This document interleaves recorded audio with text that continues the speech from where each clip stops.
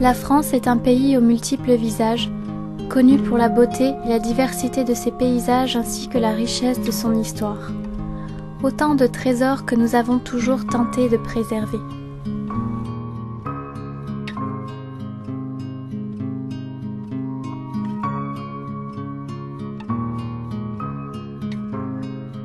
Il est ainsi des territoires restés sauvages, invitant à la contemplation. Des lieux apaisants où l'on vient se retirer et respirer enfin.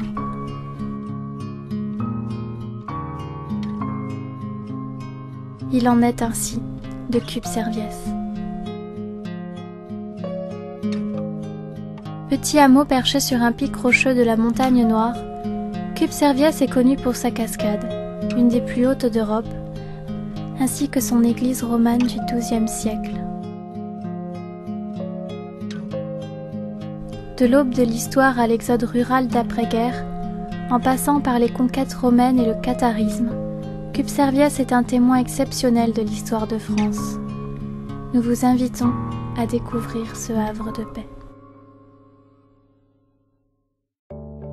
Situé dans le sud de la France, à cheval sur 4 départements, Cubserviès est niché à 750 mètres d'altitude sur un pic de la montagne Noire. La naissance de cette chaîne montagneuse serait liée aux premières éruptions volcaniques du globe terrestre.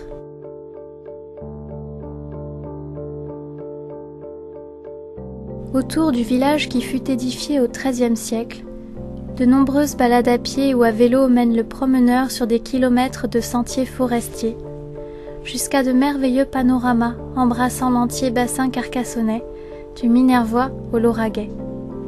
Et, plus loin, l'irréelle chaîne des Pyrénées arrêtant le regard. C'est lors de ces randonnées que l'on découvre de nombreux témoins historiques et préhistoriques, comme cette roche à cupule. Images de constellations, réceptacle pour liquide sacrificiel ou menu offrande. Creusées par la main de l'homme, les cupules et leurs fonctions restent un mystère. À proximité se trouve le célèbre roc de la Caïchos ou roc des Caisses, ainsi nommé pour sa proximité avec une ancienne nécropole mégalithique. Les aborigènes les considèrent habituellement comme des sépultures de chefs gaulois. Lors de la conquête romaine, la présence de mines de fer non loin de la forêt firent connaître à la région de Cubserviès une intense activité industrielle. Des groupes de paysans gallo-romains s'y implantèrent et édifièrent 2 églises, dont la chapelle de Saint-Cernin. Église pré-romane aux murs de schiste et aux toits d'ardoise, Saint-Cernin connut au fil des siècles des périodes d'abandon, puis de restauration. La dernière en date se fit sous l'impulsion du sacristain Pierre Miaille en 1970. L'association Les Amis de Cubserviès offrit de nouveaux vitraux pour l'occasion. Cette restauration permit de mettre à jour une stèle renversée sur laquelle l'autel avait été construit. Cette stèle s'avéra avoir été elle-même un autel gallo-romain dédié à Diane. Sur la route qui mène à Cubserviès, on croise les fameux châteaux cathares de Lastours. On raconte qu'en 1229, 2 parfaites poursuivies par les soldats français durent quitter précipitamment Lastours pour rejoindre Opoules. Elles franchirent à pied le Rieutaure en amont de la cascade pour se recueillir le temps d'une nuit à la chapelle de Saint-Cernin. Elles passèrent ensuite à proximité par le pas de Montserrat, le chemin du sel qui reliait Gruissan à l'Albigeois. Cette ancienne voie gallo-romaine présente des entailles volontairement creusées dans la pierre pour faciliter le passage des roues et des moyeux, témoignage de l'intensité du trafic.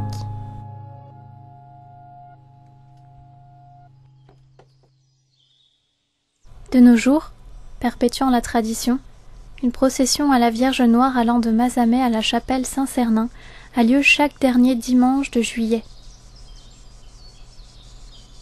La balade de 4 heures permet d'admirer la beauté des sentiers et routes de la région. Ici, à l'ombre des sureaux, une messe est célébrée tous les ans.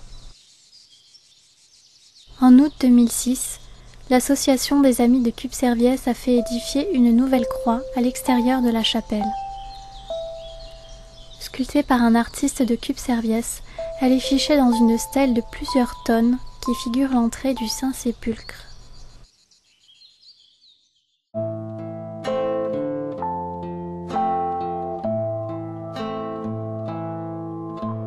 Aujourd'hui, Cubserviès est resté ce lieu magique où l'on vient trouver le calme et la tranquillité, loin du tumulte de la ville. Ici, on retrouve tous nos sens. Les couleurs, les odeurs s'épanouissent en toute liberté. La lumière du soleil rythme les journées de ces rues étroites, dont le silence est seulement troublé par le fond sonore de la majestueuse cascade.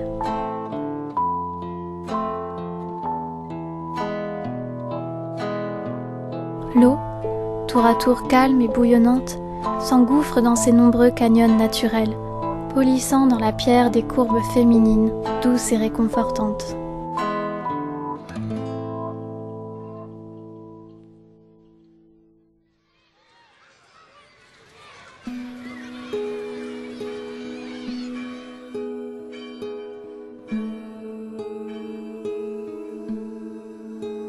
C'est par amour pour ce pays riche et sauvage que ses occupants de passage ou de toujours ont su préserver ses terres et son histoire. Il ne tient qu'à nous et à nos enfants de continuer à transmettre ce savoir et à préserver la beauté de ces lieux.